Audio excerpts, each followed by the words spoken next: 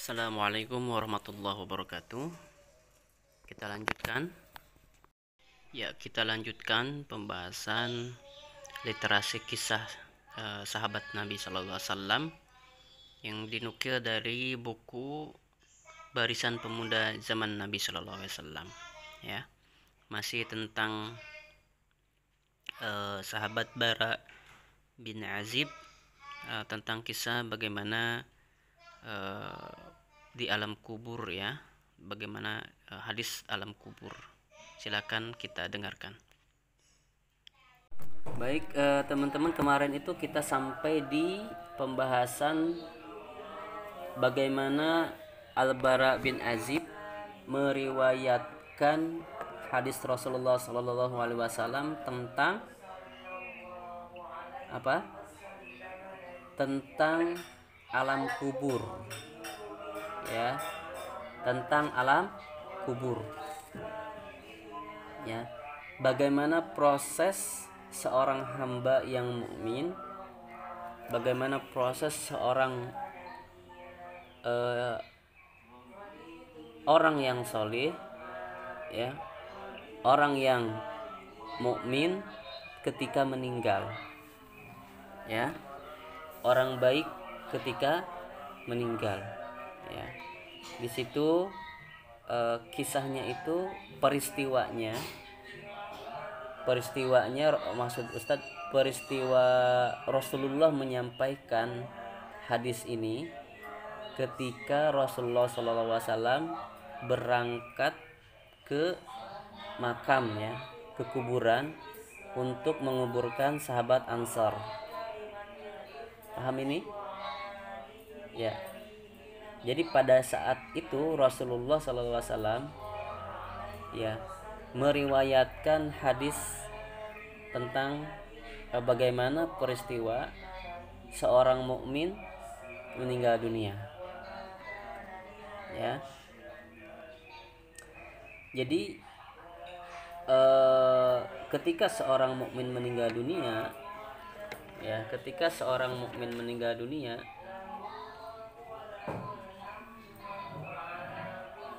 ruhnya itu mengalir, ya, bagaikan apa? Masih ingat? Ruhnya itu mengalir bagaikan air yang dituangkan dari teko. Paham? Ya. Jadi ruhnya orang yang beriman itu tidak dicabut, ya, tetapi malaikat maut dan para malaikat yang lainnya itu mengerubungi, tahu mengerubungi, ya, berkumpul, ya, berkumpul, kemudian malaikat maut memerintahkan untuk keluar, ya, keluarlah wahai jiwa yang baik menuju ampunan dan ridha Allah Subhanahu wa ta'ala. Maka keluarlah ruh itu, kemudian ditangkap oleh malaikat maut, ya. Kemudian malaikat-malaikat yang lainnya juga ikut menangkapnya dengan segera, membopongnya dan memindahkannya kepada kain kafan, bukan kain kafan dari manusia, ya, tapi kain kafan yang dibawa dari surga, ya, kain kafan yang dibawa dari surga dan wewangian, ya, wewangian yang juga dari surga. Nah, apa namanya, mayat itu atau ruh itu disimpan di atasnya, kemudian dibungkus, ya, dipakaikan, ya, kemudian dibawalah ruh itu ke langit, ke atas, ya, dibawa ke atas. Fahmi, kameranya dibuka. Hanan, kameranya dibuka. Dibawa ke atas langit, ya, ya. Ya, jadi setiap langit itu ada penghuninya. Ya. Setiap langit itu ada penghuninya. Siapa penghuninya? Itu para malaikat. Setiap melewati penghuninya, malaikat itu bertanya, "Ruh siapa ini? Betapa wanginya, betapa indahnya, memuji-mujinya." Kemudian dikerubungi juga, diikutin sama malaikat itu sehingga ke langit ketujuh dan bertemu dengan Allah Subhanahu wa taala. Kemudian Allah Subhanahu wa taala bersabda, "Catatlah dalam kitab yang bernama Illiyin." Ya, catatlah amal hambaku ini di dalam Illiyin. Ya. Al-Farizi dibuka kameranya, Nak. Tadi Ustadz sudah sampaikan bagaimana adab-adabnya.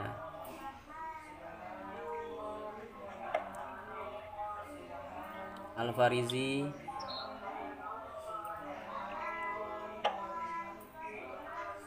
kalau misalnya mau izin keluar atau apa sampaikan, kemudian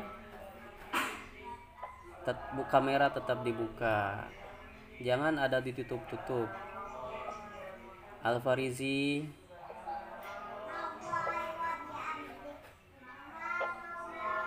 Al-Farizi. Baik, kita kasih kesempatan dulu Al-Farizi. Ya, kita lanjutkan. Ya. Kemudian setelah malaikat itu mencatat di kitab, ya, diturunkanlah ruh itu ke dalam bumi, kembali ke alam kubur, ke alam barzah, ya, kembali ke alam barzah. Dan apa, di situ, ya, di situ didatangi oleh malaikat yang dua. Kemudian ditanya, apa ya pertanyaan malaikatnya? Siapa? Man rabbuka? Siapa Rabbmu? Kemudian ia menjawab, Rabbku Allah. Kemudian ditanya lagi, apa yang ditanya? Siapa agamamu? Apa agamamu? Ya. Apa? Iya. Izin apa, Nak? Izin keluar, adik Umar pengen pinjam buka. Oh iya, silahkan. Via WA aja, San. Tidak bisa, Nak. Bisanya seperti ini, ya. Nanti kalau mau melanjutannya ada di YouTube, ya. Ada di YouTube. Ustadz akan kirim rekamannya ke YouTube, insya Allah, ya. Paling bisa mungkin seperti itu, ya. Baik, silahkan Hulia. Waalaikumsalam warahmatullahi wabarakatuh. Baik, kita lanjutkan. Pertanyaan malaikat yang selanjutnya adalah, apa agamamu? Jawabannya adalah, laki-laki yang soleh ini berkata, agamaku adalah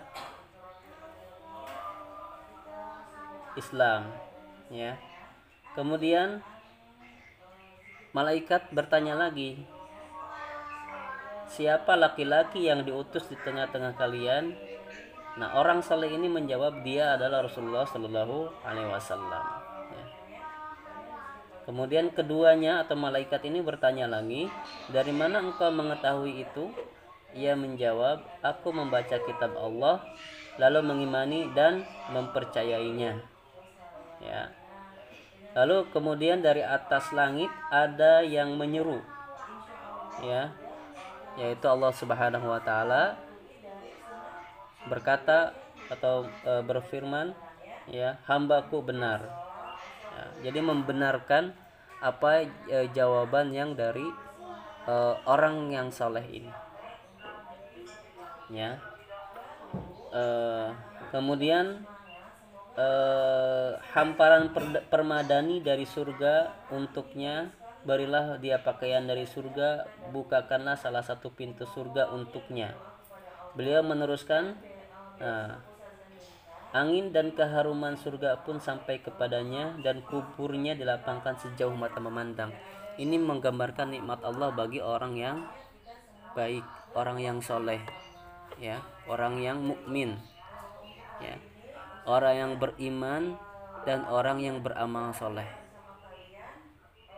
ya, orang yang beriman dan orang yang beramal soleh. Jadi iman saja tidak cukup, nak, ya. Kita percaya kepada Allah, kemudian setelah itu sudah, itu tidak cukup, ya. Tetapi setelah beriman, kita juga harus beramal soleh, ya. Karena tidak ada gunanya iman, tidak ada gunanya kita mengaku Islam kalau kita tidak beramal soleh, ya, tidak beramal soleh. Baik, kita lanjutkan. Setelah itu, setelah orang yang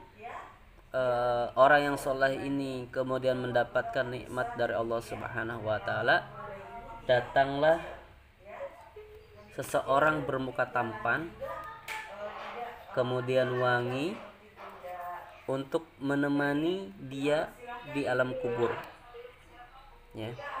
Dia datang. Nah, kemudian orang soleh ini bertanya, siapa kamu, ya kan, kok datang menemaniku, ya kan. Nah, ternyata orang ini adalah amal kebaikan kita selama di dunia, ya. Bacaan-bacaan Quran kita yang kita bacakan setiap hari itu akan berwujud menjadi seseorang yang tampan atau yang cantik, ya, di alam kubur menemani kita, ya, menemani kita selama kiamat belum terjadi, ya, selama kiamat belum terjadi. Setiap hari, setiap sore dan setiap pagi Allah Subhanahu wa taala menampakkan surga kepadanya. Apakah dia sudah masuk surga? Belum. Dia masih di alam kubur. Dia masih di alam barzah. Nah, masih di alam kubur atau di alam barzah saja sudah mendapatkan nikmat dari Allah Subhanahu wa taala. Ya. Ya. Tunggu Fahmi, jangan izin dulu. Ini sedikit lagi, ya. Jadi kita jangan bayangkan bahwa di alam kubur itu serem, ya. Di alam kubur itu ada nikmatnya, ya. Bagi siapa? Bagi kita yang beriman kepada Allah dan Rasul dan juga beramal soleh, ya. Kita tahu, misalnya kita tahu baca Quran itu adalah ibadah. Kita tahu salat itu adalah ibadah. Berbakti kepada orang tua itu adalah ibadah. Senyum terhadap saudaramu itu adalah ibadah. Sedekah itu adalah ibadah, dan seterusnya. Tetapi kita tidak mengamalkannya, itu tidak cukup, nak, ya. Tidak cukup menjadikan kita mendapatkan kenikmatan dari Allah Subhanahu wa taala, yaitu kenikmatan dari kubur, ya, kenikmatan alam kubur, ya.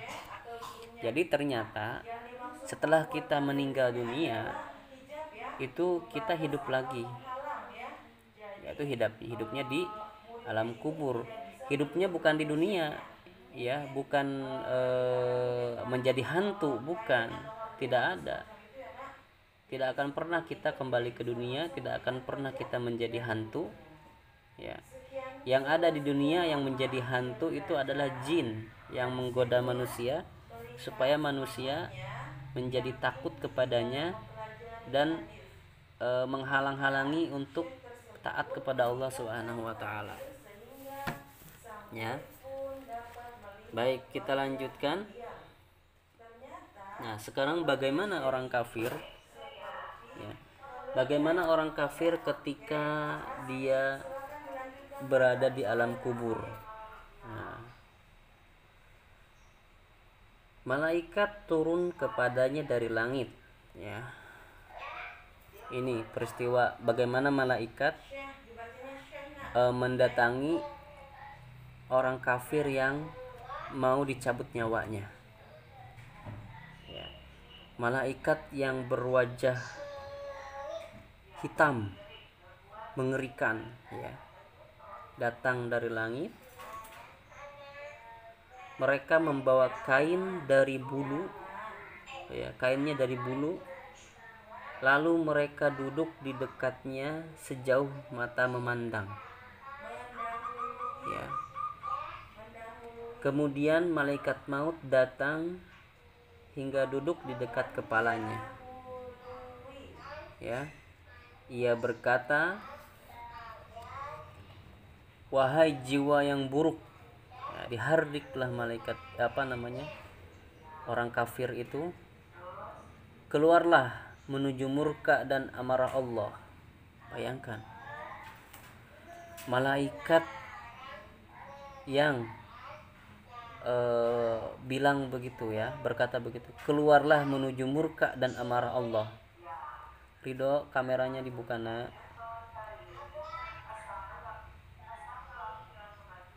Ridho, kameranya dibuka, ya. Keluarlah menuju murka amarah Allah. Beliau bersabda, ya. Kemudian ruh berpisah di jasadnya. Lalu malaikat maut mencabutnya. Ya, tadi kan kalau orang yang beriman dan beramal soleh itu bagaikan mengalir, ya, bagaikan air dari teko, ya kan. Nah, kalau ini ruhnya dicabut laksana besi pemanggang daging dicabut dari kain berbulu. Ya, pernah kalian melihat besi panas kemudian ditempelkan di kain yang berbulu? Ya. Nah, seperti itulah perkiraannya. Lalu ruh keluar dari jasadnya dengan bau bangkai paling busuk yang pernah ada di muka bumi. Ya. Pernah kalian mencium bau bangkai tikus atau bangkai cicak? Bagaimana baunya? Ustaz, bangkai itu apa, Ustaz? Apa, nak?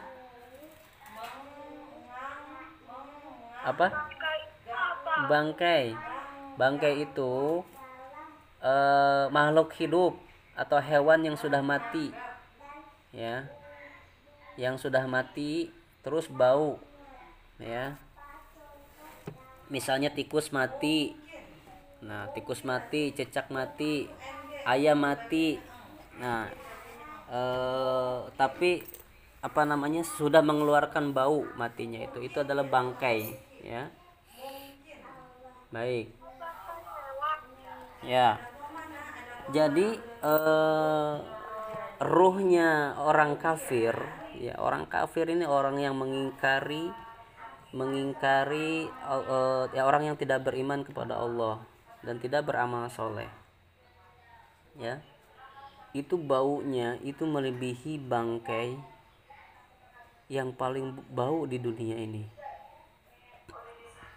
ya. Berarti bau sekali. Mereka kemudian membawa naik. Siapa yang membawa naik? Malaikat, ya. Sama seperti ruhnya orang beriman tadi, sama dibawa naik ke atas. Setiap mereka melintas, sekelompok malaikat berkata, ya, ruh buruk siapa ini? Ruh buruk siapa ini? Ya, ruh buruk siapa itu? Kemudian mereka menjawab, orang yang membawa ruh ini menjawab, ruh bin fulan, fulan bin fulan, dengan nama paling buruk yang pernah disebut di dunia, hingga sampai ke langit paling bawah. Mereka meminta dibukakan pintu untuknya, tapi pintu langit tidak dibukakan untuknya.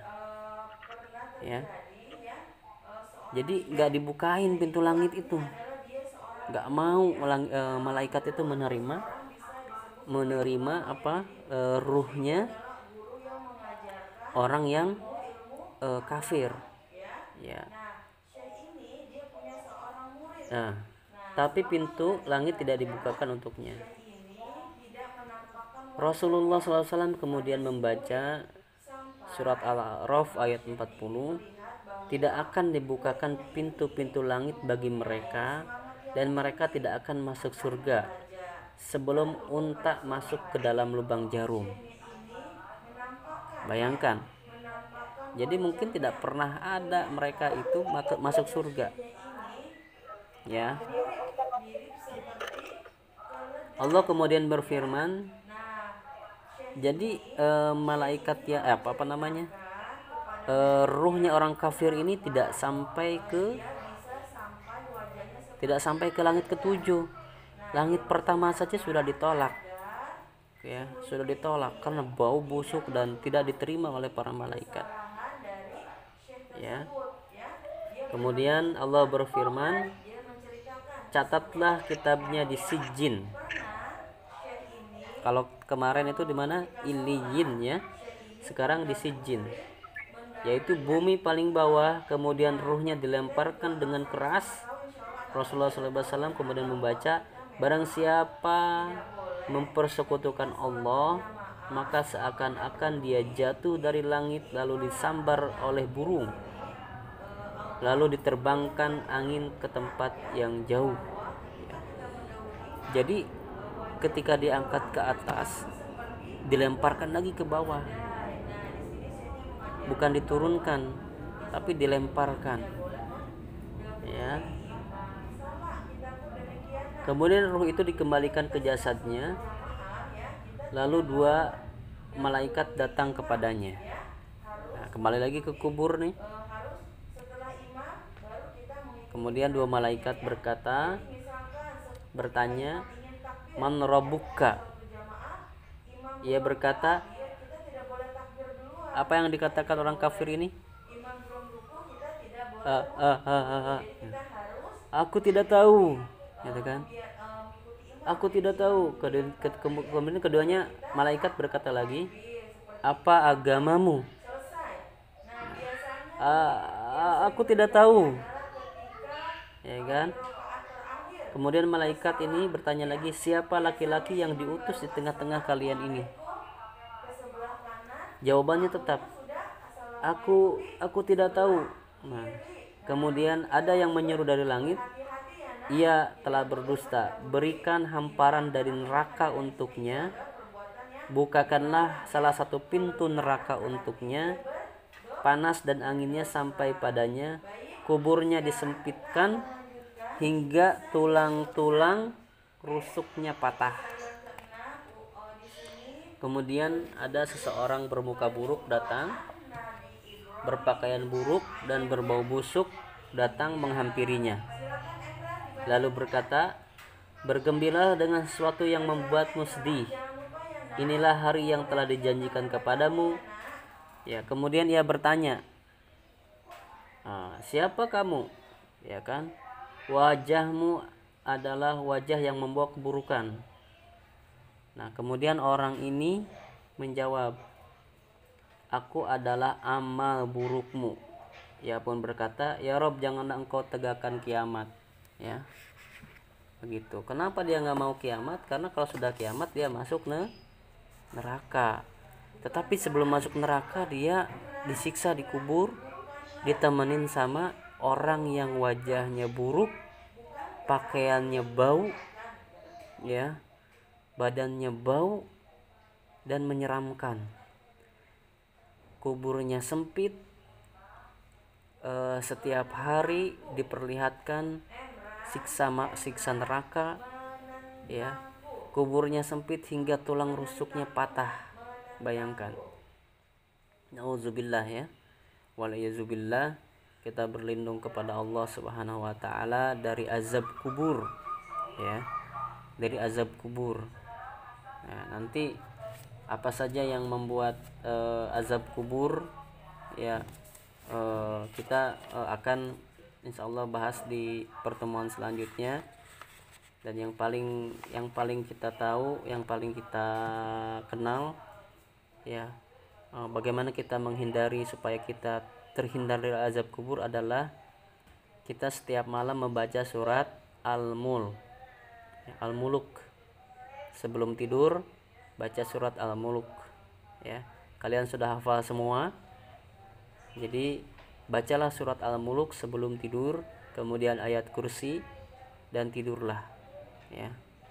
Berwudu. Nah, insyaallah itu akan terhindar dari azab kubur yang tadi diceritakan oleh Ustadz atas hadis yang diriwayatkan oleh Al-Bara bin Azib ya. Al-Bara bin Azib. Baik. Ustadz cukupkan sampai sekian. Barangkali ada yang mau bertanya, silahkan.